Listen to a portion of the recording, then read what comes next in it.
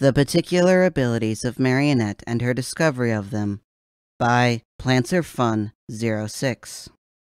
Chapter 8, Part 2, Answers to a Decade-Old Question. Marinette was slowly tracking the Kiwami as it went to hover in front of her while she was still in shock and internally panicking over what she'd just heard the Kiwami say to her. "Earth to Marinette." It snapped her out of her stupor as she could growl at the Kiwami and bite a few words out. "How do you know about that?" It was in a low and threatening voice. She did not know where this was going. She did not like that she didn't know where this was going. She did not like that this was in her room, floating around her in front of her face, talking about how she knew her most protected secret. Have you ever wondered where you got your sight? Yes, she had been wondering that for years, ever since she first got it when she was 3. A decade of questioning what she was. None of the answers satisfying that little voice inside her head. "Well, it's because you are my Hashin." "Your what?" "You are my Hashin, my soul." Marinette had a dumbfounded look on her face. She heard everything the Kiwami Tiki said. But just because she heard it doesn't mean that she was processing it. She recognized the word Hashin immediately. It directly translated to incarnation in Mandarin. Tiki's explanation didn't mean much to Marinette. She was her soul? Her Hashin? What the hell did that even mean? Thousands of years ago, we Kiwami were not bound to this plane, but a group of 19 Musushi, Marinette translated from the Mandarin meaning Manchican in her head, gathered together, each with a piece of jewelry to tether the Kiwami to. In the ritual to do so, they used themselves, or more specifically, their souls, because we partially existed in the spiritual plane, as a sort of funnel to guide us into the jewelry.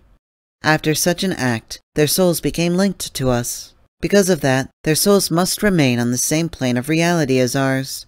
They cannot move on to the afterlife once they pass, because us Kiwami do not exist in the afterlife, so they must be reincarnated. Their souls are bound not only to this plane of reality, but to the human species the Mushushi were part of, humans. Though, it is a bit sad that they can't move on to the afterlife. In times of great need, these incarnations have gained abilities that aid them. Tiki continued, Marinette still just unfocused and just trying to listen, hearing everything she was saying, but all of it was a bit overwhelming. They were answers. Maybe not the one she was expecting. Definitely not the one she was properly comprehending. What do you mean by great times of need? And there are 18 more of you? Easier questions. She needed some small questions answered. She was able to gather her bearings enough to focus on Tiki. She was pretty sure she was smiling down at her right now. When I say great times of need, I mean that the connection to their Hashin's true power will only be discovered if either they come into contact with jewelry that are corresponded to their soul, or they are put into a position that there is no other option than for your soul's power to be awakened and manifest. Which I believe is what happened to you. The Kiwami was simply smiling down at her, while Marinette was trying to figure out what the Kiwami meant in her head. But my sight, what does me being your Hashin have to do with that? Well, in cases of trauma Hashins, their ability often reflect what they need. So, if you needed to see, your abilities attuned so that you could. Though you wouldn't be able to actually see, you rather can feel the existence of all living things, or all things that were once living. She remembered the moment she got her powers, replaying that moment in her head over and over again for 10 years, still remembering it as if it only happened a few moments ago. She made a second attempt at balance, putting her foot back down on the ground, holding the tree even tighter than before.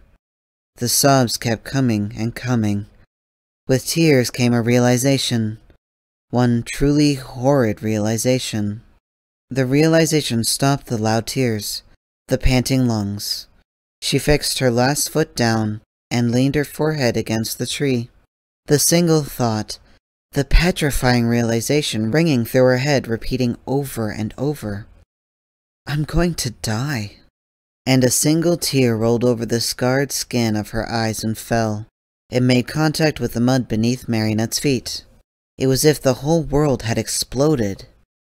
She could see everything. She had truly thought she was going to die. At 3 years of age, Marinette stood against the tree and understood that that was the end, that death would soon fall upon her. And in that moment, she could see.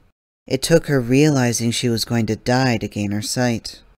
Marinette had a recurring nightmare for years, standing there against the tree while she cried, that the moment never came, that she didn't see everything around her, that she was still in her sopping wet medical gown, a bruised nose, unable to find the stream, that she died under that tree.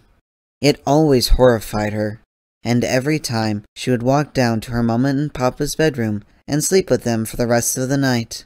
They would ask her what her nightmare was about, and she would just say, "Of before I met you." And every time, they would stop asking and just hold her closer to them and would help her back to sleep as small tears rolled down across her face. And now to learn just what her sight truly was. Well, it was strange to say the least. She had been completely ready to go her entire life without knowing what her sight truly was. That every possibility that crossed her mind of what her sight was would have that little voice inside her head telling her, "That isn't right. That isn't what her sight was." But now, that voice, it wasn't there. It wasn't sitting in the back of her mind telling her that Tiki's explanation was wrong. That voice was completely silent. "Yes, there are 18 more Kiwami that reside inside my box. But there are so many more than that residing outside. Dozens." That broke her out of her thoughts, and put into her even more with just how many other Kiwami there are. "So there are more out there like me, Hashins of Kiwami?" "Yes, there are. For every miraculous, the name of the jewelry that us Kiwamis are tethered to, there is a soul bound to it. But I'm sorry to say that you probably won't meet any in your lifetime. As I said before, these Hashins are only discovered when they make contact with the miraculous, or they're in a great time of need. And a great one at that. Most Hashins only realize who they truly are every few lifetimes. Most go about their lives never knowing what they truly are. Can you not track them? You're a magic knock god, right? Can you do something to find them?" Maybe she could find others like her. Maybe they wanted to find someone like them too. Inactive Hashins are completely untraceable. It's a small mercy, considering that if you are coming in contact with a corresponding miraculous, you will most likely have to do some service to the world. Or if your soul has activated in a time of great need, you have already been through a harrowing experience. But when the Hashin is activated, the magical bonds between the spiritual plane and you are completely formed and your magic is open. From there, I will always be able to feel that connection and locate you." Everything Tiki was saying, it was too much. She wasn't processing it at all. She wasn't taking it in. She was currently extremely overwhelmed. It was also confusing as well. No doubt she wouldn't believe a word coming out of Tiki's mouth had it not been for a little voice in the back of her head. The little voice in the back of her head, well, it was silent. In a way it never had been, always critiquing the world around her. It was really the thing that had kept her alive all these years. From being kicked out of Nandam Parbat to right here sitting on the floor listening to Tiki. It was silent. It was right. The little moment Marinette spent realizing she finally got an answer to the biggest question she had of her life for the past 10 years. Marinette basked in a little moment of, well, completeness, because that was what that feeling was. She finally had an answer. She finally understood. Well, maybe not understood. She hadn't even begun to truly process what Tiki had said, but she knew one thing, that maybe, even if she would never meet them, that she wasn't alone. Her moment of basking was broken by the sound of a roar and the crashing of carts outside. Tiki seemed to start to panic a bit before flying over to the box and pushing it across the desk. "Quick, Marinette! Put in my earrings and say, 'Spots on' to transform, and 'Spots off' to detransform. Don't tell anyone your identity. You need to use your powers to defeat the Akuma. Say, 'Lucky Charm' to get your power up. It's a one-time power, and it will set a 5-minute timer on your detransformation. You will have to defeat him quickly after that, but the Lucky Charm will help you. You're going to have a partner. He isn't one of the Hashins, but he has been chosen. Good luck, Marinette.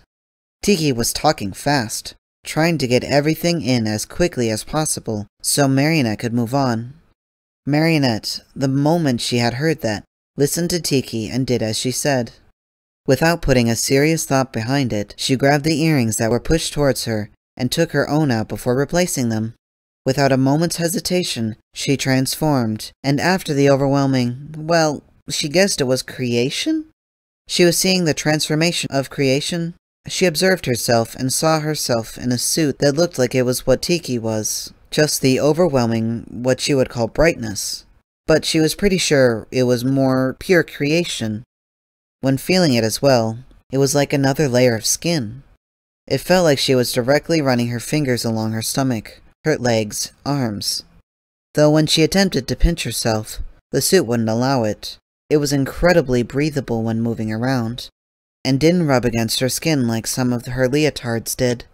It was soft and easily bendable on her abdomen, top of her shoulders, joints, but against her chest and on her arms and legs, it was hard, though the transformation from soft, easily bendable material and the hard was completely seamless. It was entirely one piece, and the suit, it was exactly perfect for her. The parts that were soft would allow her to do her tricks. She needed to be able to raise her arms, tuck into flips, and have complete range for her flexibility. And all that seemed to be completely possible in this suit. She raised her hand to her face to feel where she saw the mask sitting on it. It covered them, her scars, perfectly, exactly to the right size to cover them all, and upon raising them to her actual eye, found that there was a layer of film over her eye slits. No one would be able to see. No one would be able to see the scarred skin. No one would be able to see her white eyes. She wasn't ashamed of them, her scars. It took a while, several years of therapy, but she was able to accept the way she looks. The fact that people will call her names and make fun of her, and that wasn't okay, but it was going to happen, and what they said didn't reflect on who she actually was. But this, she didn't have to deal with that. It took another loud crash and roar to be heard from outside for her to snap out of gawking at her suit. She climbed her steps and hopped out onto her balcony. A brief thought passed through her mind. A single thought she acknowledged for less than a second before forcing out, throwing the yo-yo sitting on her waist out the balcony and being pulled off after it. She had no idea what she was getting into.